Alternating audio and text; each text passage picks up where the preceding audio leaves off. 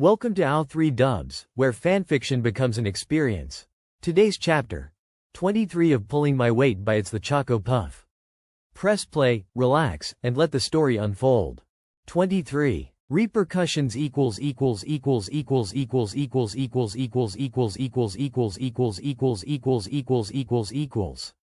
day they were meant to set off for Sound, Sakura got up before the sun had even risen over the horizon and made a beeline for the cemetery, dropping down beside two familiar headstones. As she knelt by her parents' graves, the melancholy and grief that was usually at the forefront of her mind was pushed to the back by the satisfaction at finally being able to her revenge.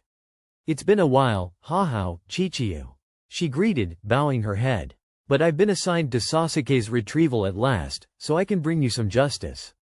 Sakura paused and lightly ran the tips of her fingers over the various trinkets and souvenirs she'd left by their graves over the years as she tried to sort through the mess in her head. "I really should have seen Inoichi," she sighed, feeling a headache coming on. "But Shikamaru needed me to stay and then we were summoned. I forgot how long it's been since I've seen him. I think I've been procrastinating dealing with some things, like Naruto's return, or Kakashi. Or even the fact that Anko is still in the coma. Now there's Chiyo too and that goddamn forest." Even as she was speaking, Sakura felt her mind splintering, felt the steel boxes she'd forced those thoughts into start to rattle and threatened to burst open. A Pandora's box of issues she was ill-prepared to deal with. She hung her head and breathed deeply through her nose, only just noticing that her hands were clutching the grass by her knees in a white-knuckled grip. "Wish me strength, Hahao, Chichiyu. I'll need it. I'll come by, after everything." Sakura arranged the flowers she'd grabbed along the way neatly between the graves and rose to her feet, heading home. When she got in, Genma seemed to have only just gotten up, his hair a mess and pillow creases still evident on his cheek, and Sakura was hit with an overwhelming wave of fondness for the man. She crept up behind him and wrapped her arms around Genma's waist, standing on her tiptoes to hook her chin over his shoulder. She opened her mouth to somehow voice the fondness she felt. Then her eyes zeroed in on what the brunette was drinking out of and she snorted. "Is that a coffee pot?" she asked incredulously, unable to keep the laughter out of her voice. "A coffee pot can be a coffee mug if you just don't care." Genma replied sagely, then snorted and downed the rest of his drink and put it aside. One of his hands dropped to cover Sakura's while the other tried to comb through his hair. "Everything all right?" Sakura sighed and unhooked her chin, loosening her arms so Genma could turn around, then grabbed his sleeve and tugged him towards the sofa, pushing him on it once they were close enough. Genma went willingly, the corner of his mouth quirking up even as there was an edge of concern in his eyes, and Sakura couldn't help her own grateful smile. She flopped onto his lap, delighting in the startled, "oof," and let her head drop onto Genma's shoulder. "I got the Uchiha mission," she announced at last, and felt Genma go momentarily still as he registered her words, then, "Ah," and in that single syllable, he managed to encapsulate everything Sakura had been worried about how to breach with him since she got her orders. Laughing, she let herself relax slightly, picking at a loose thread in Genma's shirt. "Yeah." When nothing more was forthcoming, Genma laughed. "You don't know what to think, do you?" And Sakura snorted, meeting his eyes so he could see the gratitude in them, and replied, "Not in the slightest." When Genma asked her to walk him through her thought process, she sighed. "I've been after this mission for the last 3 years, but now, well, firstly, I'd much rather go with Shikamaru. Secondly, Naruto is going with me. And this time, we won't have Kakashi to keep him in check." At Genma's confused hum, she elaborated. "Kakashi got assigned as Team 10's backup, which I'm grateful for, but the Junin we got instead. I recognize his chakra, General, but I've never seen his face." "Anbu, then," Genma summarized, confirming her suspicions. "That's what I thought too. But, more importantly, I got separate orders. I was explicitly told to bring Sasuke back so he can face trial. My team was just told to see whether he can be persuaded or convinced of the error of his ways. I'll break him, Genma. He's the apprentice of a monster I can't ever hope to touch. If I have to overpower him, I'll have to break him to the point he can't fight back. And then Naruto will never forgive me." Genma hummed and lightly patted her thigh. "Don't let him see then. Orochimaru will doubtless be there. Tell your Junin leader your mission if you must. Get him to help you take Naruto away from your battle with the Uchiha." When all Sakura could do was stare at him, He sighed and ruffled her hair. And Sakura, even though you refuse to tell me for whatever reason, I know you have some sort of ace up your sleeve. If anyone doesn't have to worry about fighting the Uchiha, it's you. Plausible deniability, General, she mumbled, then yawned. I don't have to be at the gates for another 2 hours. I'm ordering nap time. Night. Genma was apparently aiming for the worst pillow award because he laughed, shaking her with the force of his chuckles. Are you sure you aren't actually part Nara? But fine, sleep. You'll need it. Sakura couldn't help but smile as she closed her eyes and cuddled in further, as always unbelievably grateful for whatever twist of fate led her into Genma's life. When she met her team at the gates, all of her new teammates were already there. Naruto seemed to be arguing with Sai over something, while their team leader just watched. Sakura-chan, Naruto yelled when he spotted her, running over to her and dragging her towards their pale teammate. Tell this asshole to kin it. Sakura assessed situation between the boys, Naruto fuming and Sai smiling in a way so fake it set Sakura on edge. By hiding behind Ugly-san, you're not persuading me at all to change your nickname, Dickless. In fact, you're proving it right. Sai said, and it took Sakura a moment to realize, Ugly, was directed at her. Beside her, Naruto growled, ready to snap again, and out of the corner of her eye, she saw Yamato tense, so she held up a hand and turned to fully face Sai, her fakest, Kakashi-inspired smile in place. I realize that we've only been made teammates for the purpose of this mission, but I'd still appreciate if we were able to show some basic professionalism. My name is Haruno Sakura. I expect you to use it, Sai, was it? Naruto gawked at her, but their team leader relaxed, so Sakura counted that as her win, even more so when Sai eventually bowed his head. I apologize, Haruno-san. The books I read recommended giving the people you meet nicknames based on the first thing that comes to mind when you meet them. Sai explained, and Sakura mentally catalogued had to read books on social interaction to the folder dedicated to why this whole mission is giving me the creeps. Then remind me to recommend you some books on basic manners when we get back to the village. You might find yourself less likely to land in the hospital if you read those first. She replied, and, because she was looking for it, she saw Sai tense. Was that a threat, Haruno-san? Not at all. She smiled innocently, waving him away. Just some advice. Teammate to teammate. I look forward to working with you. And she turned on her heel and moved to stand beside their team leader. Naruto went back to squawking at Sai, but Yamato this time turned to her. That was skillfully handled. He observed, not many teenage girls would have let the insult slide. I am a Junin of my village before I am a teenage girl, Yamato-san. If we all let playground insults affect us, we'd never get anything done. She replied, noticing the minute widening of the man's eyes when she mentioned, Junin. You're Shiranui's partner. He said, more of a statement than a question, and Sakura nodded with a murmured, yes, sir. Why were you assigned to this mission though? Godem-sama isn't in the habit of splitting partners up. Sakura shrugged, offering the man a wry smile. I'm Naruto's old genin teammate. I think Tsunade-sama was humoring his sentimentality more than anything else. Ah, Yamato murmured, as if he'd had an epiphany. You're Senpai's third student. Senpai? Sakura mumbled, then her eyes widened. Ah, and she suddenly knew exactly who she was talking to. The only other canine mask in Anbu. The best performance record in Anbu under the Sandame. And, under rumors, conjecture, and hastily pieced together redacted records from the T&I and intelligence archives, the only survivor of Orochimaru's attempts at recreating the Shodai's Kekkei Genkei. She shook her head at the questioning look she received from the Junin and they set off. When they finally made camp, Sakura was very tempted to put her entire team under genjutsu just to shut them up. Naruto and Sai did not shut up the whole way to the rest point, and if Sakura had to explain emotions and interpersonal relationships to Sai one more time, she would have gone mad. But as they all crawled into their tents, Yamato's clones spread out around them keeping watch. Sakura waited until her teammates' breaths evened out then snuck out of her tent. She pulled back the zip of Yamato's tent and ignored the man's start, crawled in and slapped a silencing tag between them. Evening, Yamato-san. She greeted calmly, ignoring the slightly indignant stare she was on the receiving end of. I think it might be beneficial to the both of us to touch base, so to speak. Yamato narrowed his eyes but obediently put down his book and sat up. And why could we not have done this during the day? Because I doubt you would have wanted Sai to overhear that you're here to watch him. She pointed out innocently, frowning when Yamato froze in place at her words. Relax, they can't hear us. She gestured at the tag she'd stuck down.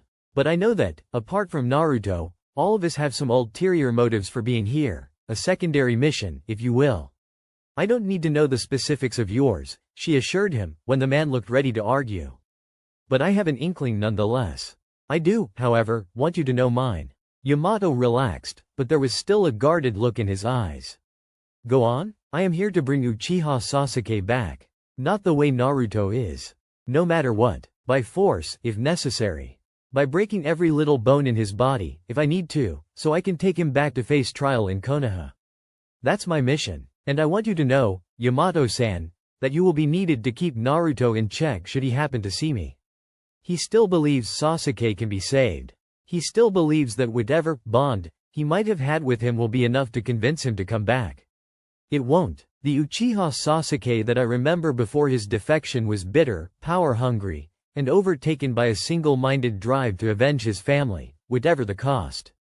His bond with Naruto won't even register on his radar. But Naruto is an optimist at heart and he will not take that lying down. So I want you to take him away. Yamato startled, then grew suspicious. Explain, take him away. He ordered gruffly, and Sakura quirked a wry smile. Orochimaru will likely be there. Let him try his hand at the Sannin, if he must.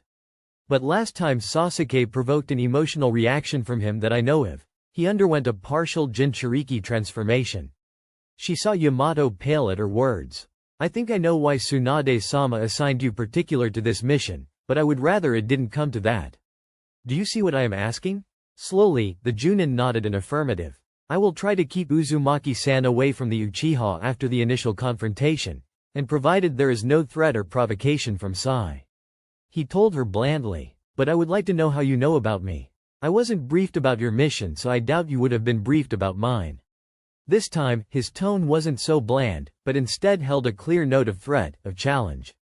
Sakura was suddenly reminded of Genma's words before they went to rescue the case cage. Do you realize how much danger you put yourself in? If anyone hears you talking about this, you could be tried and stripped of your rank. For the first time since she heard those words, or since she first decided to take out files she didn't actually have the proper clearance or authorization for all those months ago, that became a real concern. Because Yamato didn't know her. He wouldn't be as fond of her as Genma, or as secretly indulgent as Ibiki, or as proud of her for finding loopholes in the system as Anko would be. Yamato could, and most likely would view her as a security threat. So Sakura took a deep breath and settled for the safest option, an embellished truth. Yamato knew of his senpai's female student only vaguely, having spent too long in Anbu to be able to keep up with most of the village gossip. Connecting senpai's student to Shiranui's partner was a jarring thought, but it was nothing compared to the girl's rolled-up sleeve revealing an Anbu tattoo. Not all that new, either. The words that followed were even worse. You're famous and I was curious. It wasn't hard to listen in to gossip or recognize your chakra once I knew where I'd felt it first. I also work at T&I, and have almost unrestricted access to the files kept there. I'm sorry if what I said startled you. Nobody outside of T and I really knows what we do there, and this, well, she gestured to her tattoo, is pretty clear why this wouldn't be common knowledge. I hope this hasn't changed your decision to help me? Yamato blinked, then slowly shook his head. I will still assist you, if I can. He confirmed, then watched relief blossom across the girl's face, lighting up her features and chasing away the heavy frown of worry that had marred her brow, suddenly making her look years younger. Freer. Thank you, Yamato-san. She murmured, entirely sincere, and bowed her head before bidding him good night. When she left, Yamato settled back against his covers and sighed. They gave me Itachi's brother, Sensei's son, and a civilian girl. I can't fail them, Tenzo, but what am I going to do with kids? Sasuke is skilled, but he's no Itachi. Naruto has Kushinaheim's chakra stores, but none of Sensei's control. I don't know what to do with the civilian girl. Zabuza Momochi on our first C rank. Even Team Ro's first mission wasn't that fucked up. Naruto lost control of the fox for a minute. Sasuke unlocked his Sharingan. I've nominated them for the Chunin exams. Orochimaru was after Sasuke. God, Tenzo, how'd I protect the kid from Asanin? And then, at last, Sakura-chan surprised me. Sakura became Chunin. Sasuke defected. Naruto left. Sakura won't talk to me. God, Tenzo, I fucked up again. And then, when Yamato was swamped with Anbu missions and Kakashi was taking on more and more frequent high-ranking missions to make up for the shortages in the forces, even their sporadic talks ceased. But the girl's lightning-quick rise through the ranks reached even him, as did his senpai's team's official dissolution. Yamato's respect for Kakashi knew no bounds. Yet he couldn't help but wonder whether he shouldn't have given such an easy acquiesce to the girl's request. Because back in the day, Uchiha to Junin in 3 years' time was not common, but it wasn't completely unheard of. But civilian nobody to Junin, Anbu, interrogator, assassin in 3 years? That never happened. And for Kakashi of all people to have missed when it happened? There was something they were missing, he was sure. He only hoped he could see it in time. The base exploding hadn't surprised Sakura. The knowledge that Sai had been a spy sent by some subdivision of Anbu hadn't either. She had figured as much. Sai's mission had given her pause, but the fact that he had been unsuccessful was a comfort. A cold one, but a comfort nonetheless. But nothing could have prepared her for the fight that broke out. Sasuke was lazy, mocking, showing off, exploiting Naruto's trust, Sai's sudden empathy, Yamato's lack of familiarity with either his or his charge's fighting styles. Sakura hung back and watched even as Yamato was ran through with Sasuke's blade, even as Sai and Naruto were mercilessly electrocuted.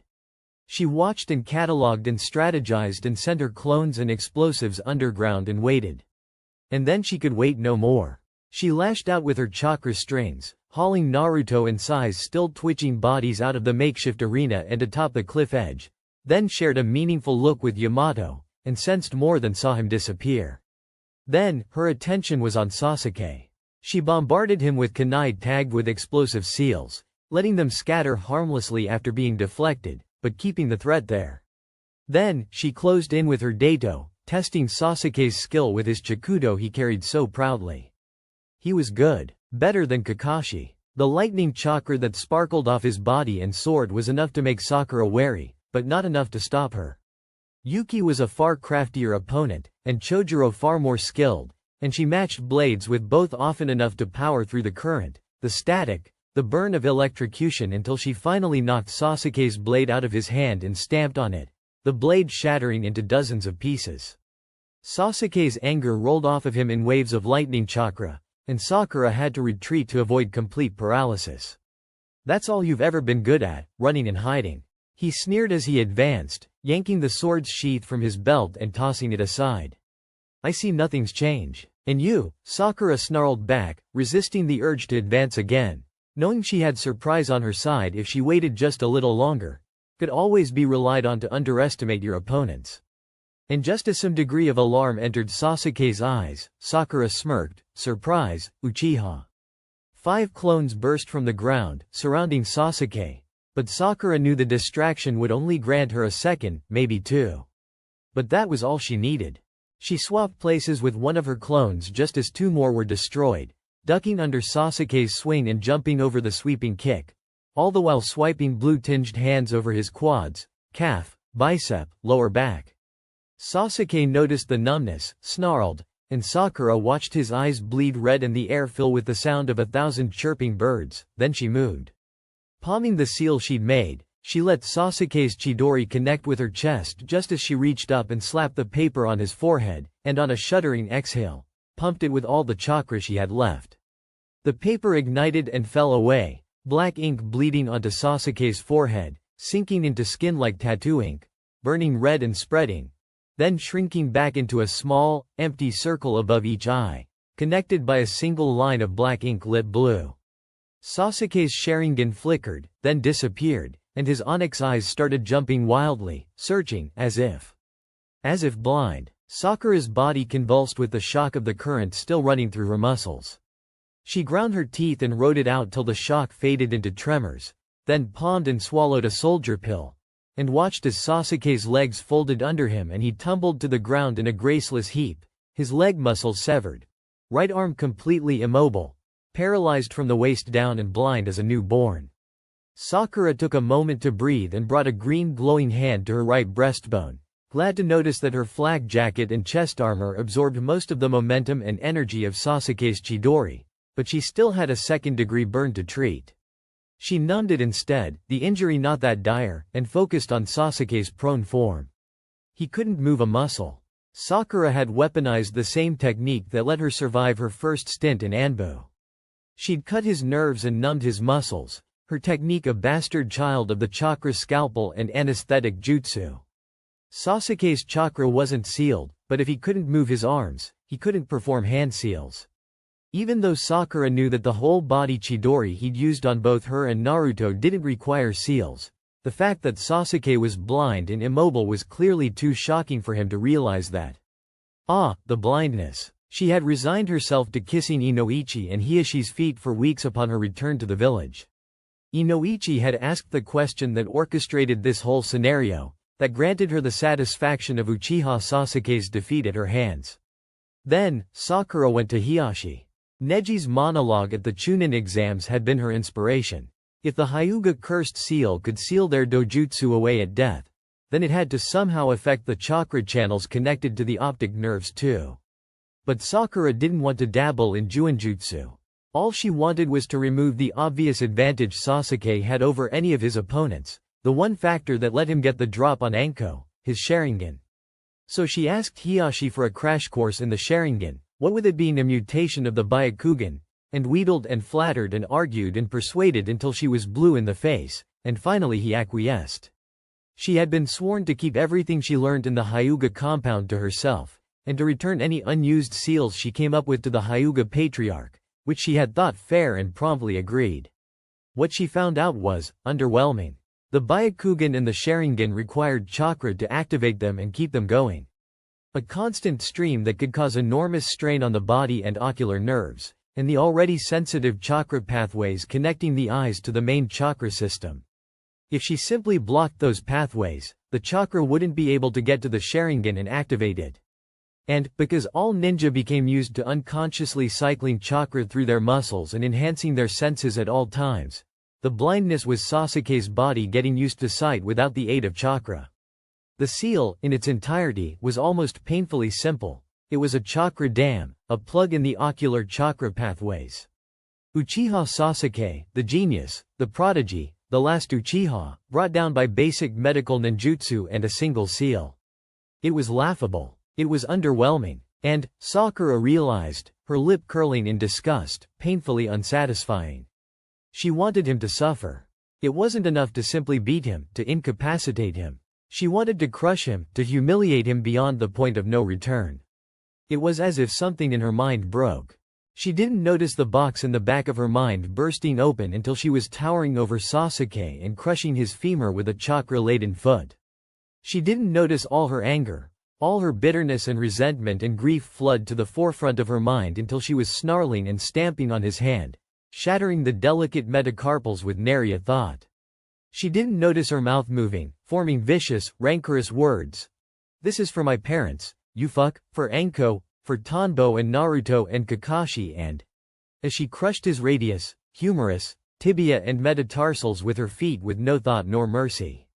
She didn't notice that Sasuke was sobbing until she had knelt down beside him and was knuckle-deep in his eye socket and his scream jerked her into awareness. The bile that rose up her throat was unintentional, but the decision to crook her fingers and gouge out the eyeball was completely lucid. There was a sense of macabre curiosity as she observed the red tissue and muscles and nerves still surrounding and dangling off the eye clutched in her bloodied fingers.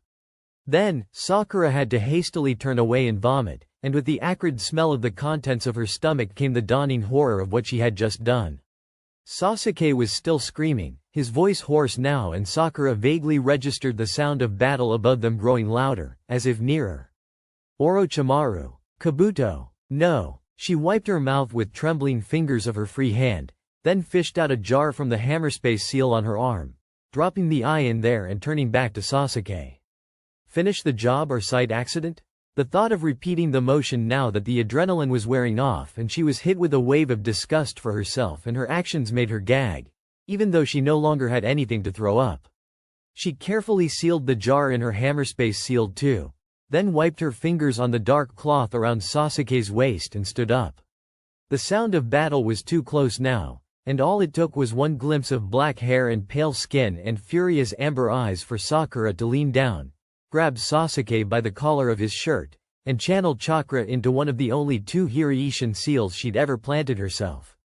A tug, a glimpse of pale yellow eyes, a millisecond of nothing, and then the comforting red of Konohagakure main gates, and the nausea of complete chakra exhaustion.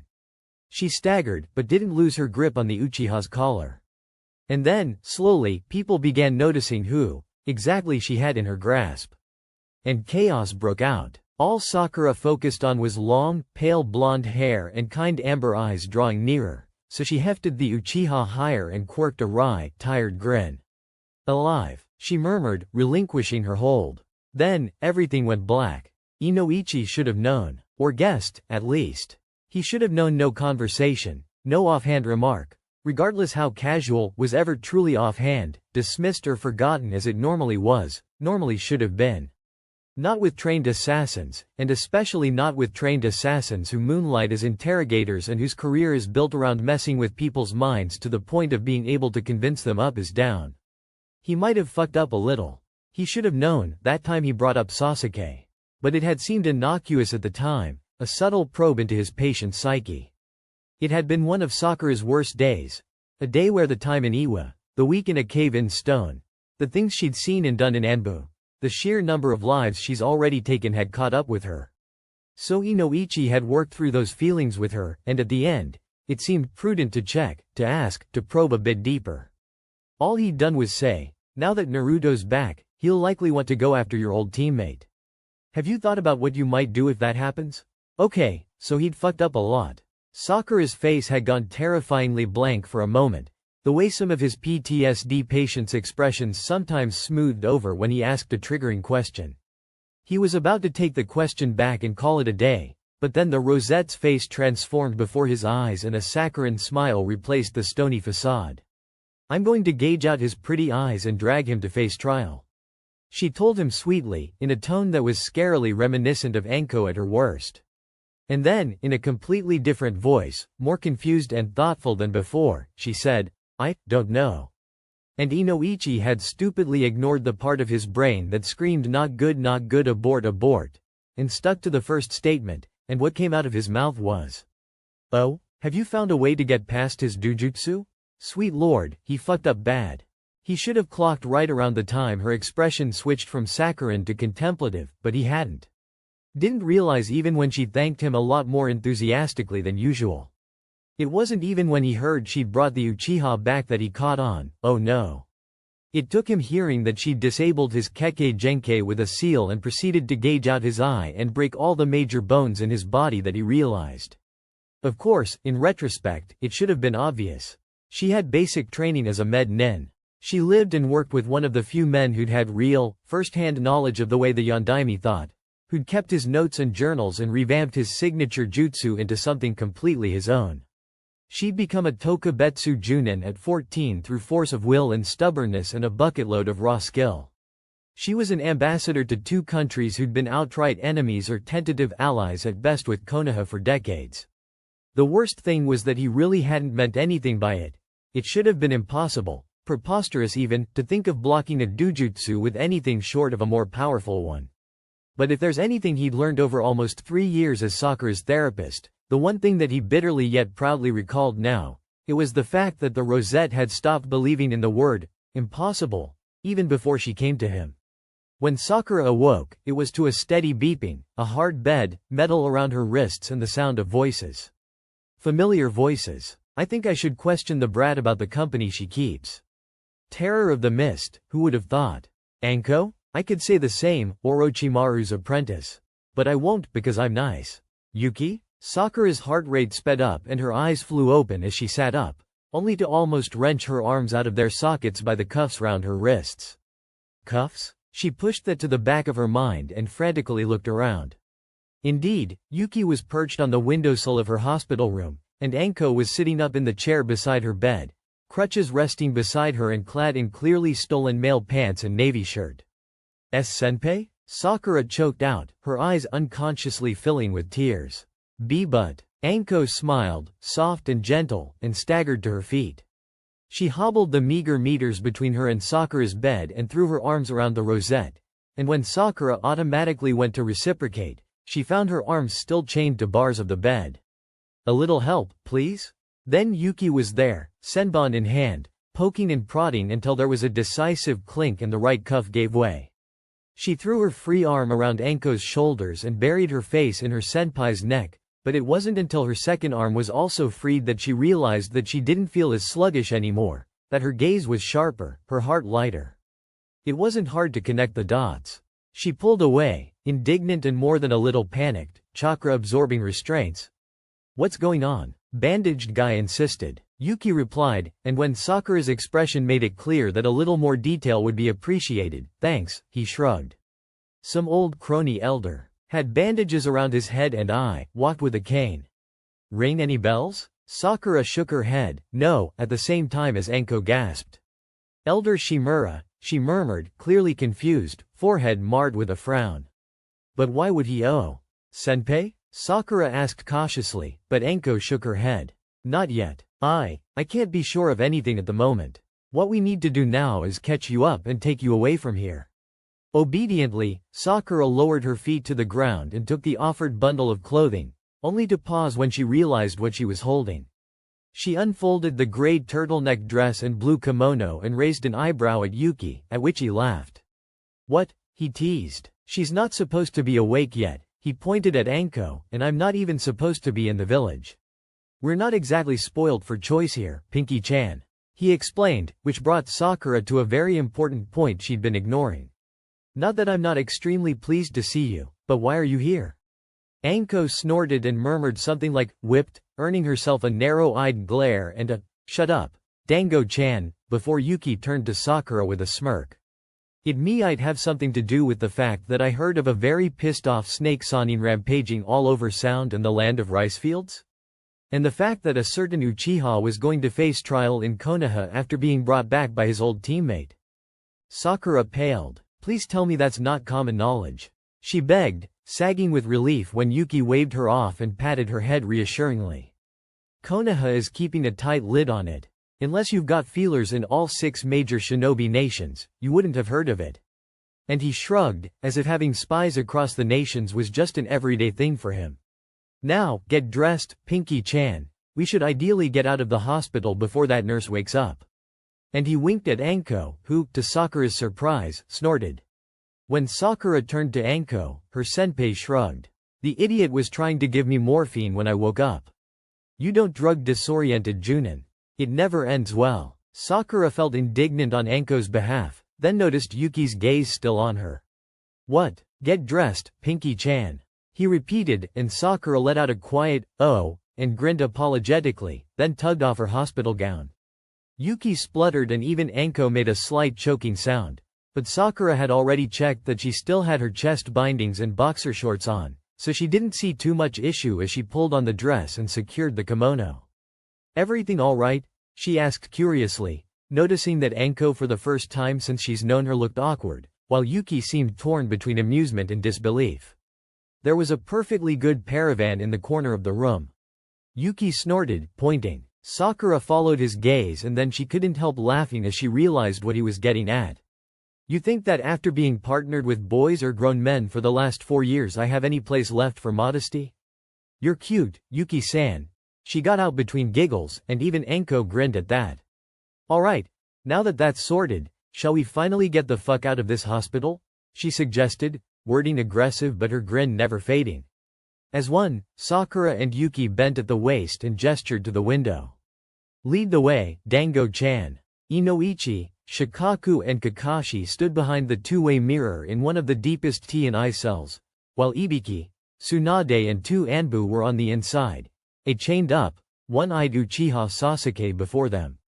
Kakashi seemed deep in thought, gazing at his old student with something very alike despair in his eyes, while the other 2 Junin watched the proceedings in silence. "Did you know she was going to do that?"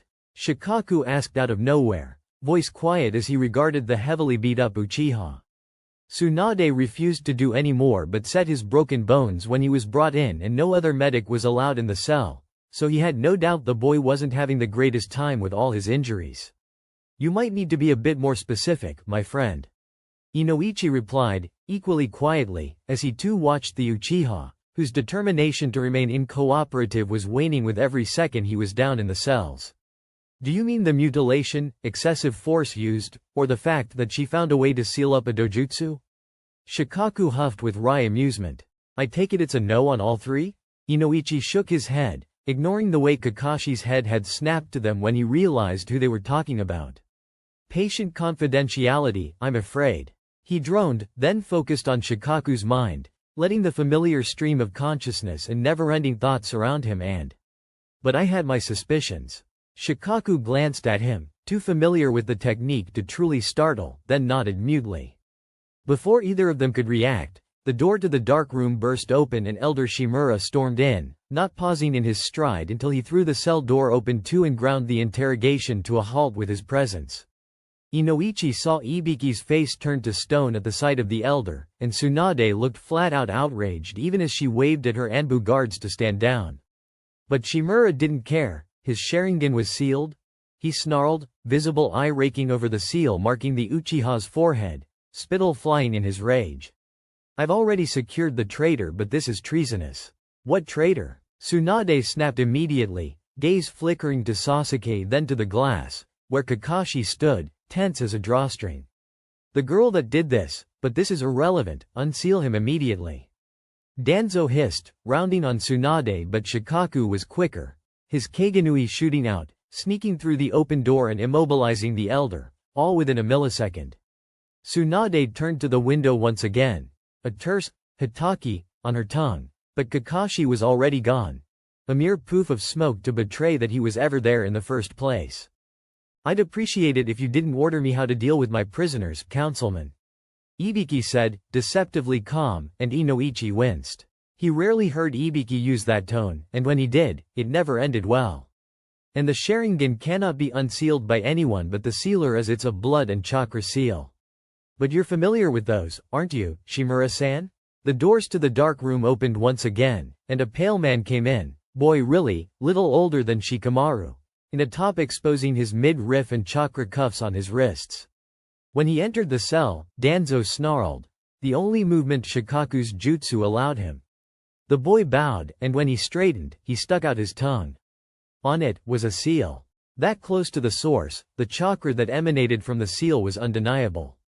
"Shimura Danzo," Ibiki intoned, as more of Tsunade's Anbu walked through the door, the cell filling up considerably as gradually, the Anbu replaced Shikamaru's shadow binds with their own.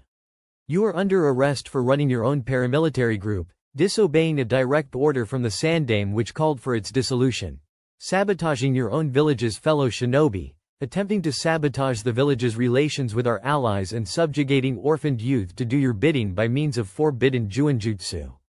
You have the right to remain silent, anything you say." Inoichi exchanged a startled look with Shikaku, watching as the Anbu knocked the councilman out and took him away. Then, the Uchiha, who had somehow been sidelined in all the commotion despite starting out as the main event, finally spoke. "Orochimaru has one like that," he said flatly, though with a hint of curiosity as he turned his head to watch the door shut behind the Anbu. When he realized he had both Tsunade and Ibiki's attention focused solely on him, he frowned. "That seal. Orochimaru has one like that too." Tsunade paled. When they realized that all their usual places, Anko's apartment, Sakura's house or even Shikamaru's place, would likely be the first places where people would look for them, Sakura had an idea. And, as she walked into Rado and Eri's house, picking up a toddling Kei as she went along and sitting him on her hip, Anko and Yuki on her heels, she couldn't help but laugh at the faces of the two Junin she brought with her. Anko was staring in obvious distrust at the toddler stuck to Sakura's side, while Yuki was torn between wary and constipated as Sakura walked up and gave the clearly civilian woman a warm hug.